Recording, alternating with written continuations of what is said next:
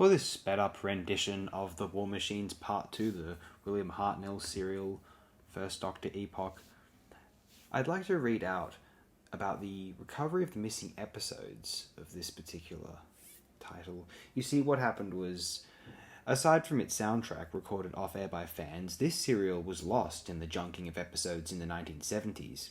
The master videotapes for the story were the last of those starring William Hartnell to be wiped, surviving until March 1974.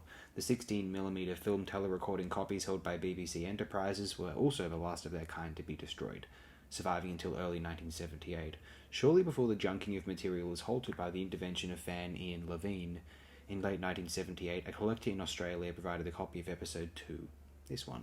Later in 1984, copies of all 4 episodes were returned from Nigeria. Episodes 2, 3 and 4 all had cuts to them, but most have been restored due to a combination of the other copy of episode 2, material used in a promotional item on the BBC's Blue Peter, and censored clips from Australia. Some of the restored footage did not have its accompanying soundtrack, and so the missing sound was restored from the off-air recordings. The War Machines is currently the last surviving complete serial from the William Hartnell era. The following serial, The Smugglers, is entirely missing, while Hartnell's final serial, The 10th Planet, is missing episode 4, very crucially that. Currently, this is the only complete serial featuring Michael Craze and Anneke Wills as Ben and Polly that exists in the BBC archives. To date, only episodes 3 and 4 do not exist in their entirety, as was originally intended. Episode 3 is missing a visual brief bit of dialogue with Crimpton talking. This was replaced in the VHS release of a combination of a shot of Wotan with the accompanied dialogue from the off-air recordings. Episode 3 is also missing around 59 seconds worth of the battle in the warehouse. This scene, however, has not been reinstated for the VHS release, as it was felt that there wouldn't be enough visual material to drop into the gap. Episode 4 is missing only a small amount of material.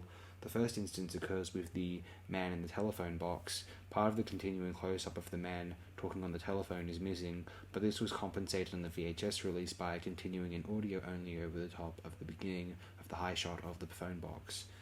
There are also 2 lines of dialogue missing when Polly reports back to Wotan. For DVD releases, all of the episodes recreated and restored to their original length, as well as a 9-minute documentary showing how the episodes were reconstructed from all the disparate sources. The War Machines continues the classic Doctor Who, especially in the black and white era's, tendency to formulate this great fusion of quasi-real, educational television set in the modern day world, contemporary England, being invaded by creatures from a B genre film, and them acting all serious and rigid and kind of formal about it. I think that's just phenomenal. I love it. There's one early Doctor Who serial, or certainly of the Hartnell era, that I would expect a contemporary audience might enjoy, if you know what to expect from your classic Doctor Who at least. The War Machines might very well be that one. That or the Dalek Invasion of Earth. Or potentially, I'm very, very fond of the 10th Planet, the last serial. We'll get to that. Maybe I'm just a sucker for the Cybermen in the 60s, as the banner for the channel right now might suggest. I'm thinking about it now. What were my favourite William Hartnell serials? I would nominate the Daleks, the Censorites, and the Reign of Terror as the strongest serials in the first season, though I like the Edge of Destruction as well.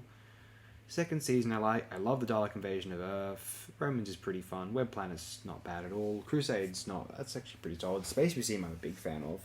And Chase is decent. Time Meddler's quite great. Season 3, Dalek's Master Plan is certainly quite good. I dig that. Arc is pretty good. Celestial Toymaker's fantastic. It's the idea's there, the conception's there. Even the War Machine's brilliant, I would say. Especially by the time when we get to episodes 3 and 4 and it's William Hartnell's first Doctor up against Wotan, his new arch nemesis. It's fun stuff.